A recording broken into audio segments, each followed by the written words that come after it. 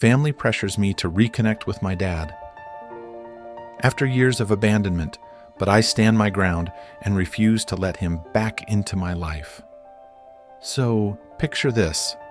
I'm at my cousin Luca's wedding, right? Everything is going smoothly until my mom, Vesna, pulls me aside. Her face is serious as hell, which is never a good sign. She says, "Stefan, your dad's here. He wants to talk to you." My stomach drops. I haven't seen or heard from the man in over 15 years. He walked out on us when I was 7, leaving my mom to raise me alone. And now he's here, at Luca's wedding, wanting to play catch-up like we're old buddies? Hell no. I tell my mom, "I'm not interested, Vesna. I don't care what he wants. I'm not talking to him." She looks at me with that mix of disappointment and sadness, but I stand firm. This day is about Luca and his bride, not about my dad trying to ease his guilt. Of course, nothing is ever simple in my family. Word spreads quickly, and soon enough my Aunt Melitza and Uncle Dragan are giving me the whole family is everything speech. Dragan, with his thick Serbian accent, says, "Stefan, you should give him a chance. People change. He's still your father." I snap back. Where was he when we needed him? When Mom was working 3 jobs to put food on the table? People like him don't change, Dragan. They just get better at lying. Then, out of nowhere, I hear a voice that chills me to my core. "Stefan!" I turn around, and there he is, Milan, my so-called father. He looks older, tired, but those eyes are the same. He reaches out, but I step back. "What do you want?" I ask, my voice cold.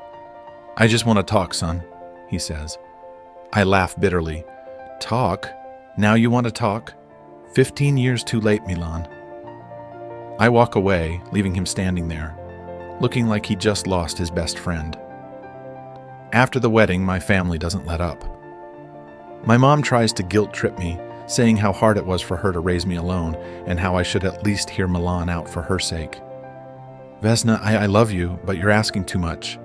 He doesn't deserve this chance," I tell her, trying to keep my voice steady. Even my best friend Marco gets involved.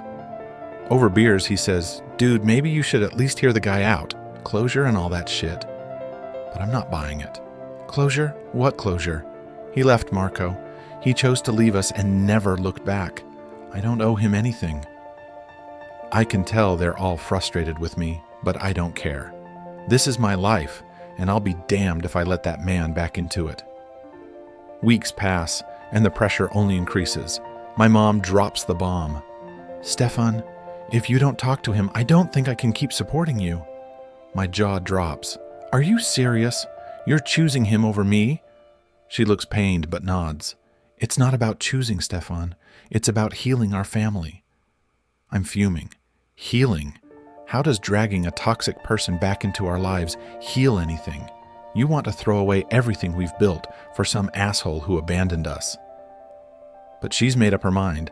If you don't at least meet with him, I can't keep doing this. I'm sorry. I feel like I've been punched in the gut. I leave without another word, needing to clear my head. I end up at Marco's place, venting my frustration. "Can you believe this shit? She's siding with him." Marco, ever the peacemaker, says, "Maybe she's just tired, Stefan, tired of carrying all that anger, but it's still your call, man." Finally, the day comes.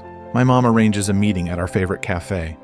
I agree, but only to put an end to this madness. I arrive early, nerves shot to hell. When Milan walks in, it feels like the air's been sucked out of the room. He sits down, looking unsure. "Thank you for meeting me, Stefan." I cut to the chase. "What do you want, Milan?" He starts rambling about mistakes, regrets, and wanting to make things right. I listen, but my walls are up. When he's done, I take a deep breath. "I came here to tell you that I don't need you. I've done just fine without you. You can't waltz back in and expect everything to be okay. I don't forgive you, and I don't want you in my life." He looks devastated, but I feel nothing.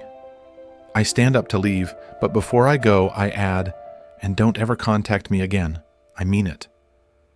Walking out, I feel a strange sense of relief. For the first time in years, I feel in control. My mom is upset, but I stand my ground. This was my decision, and I'm at peace with it. Some bridges are meant to stay burned.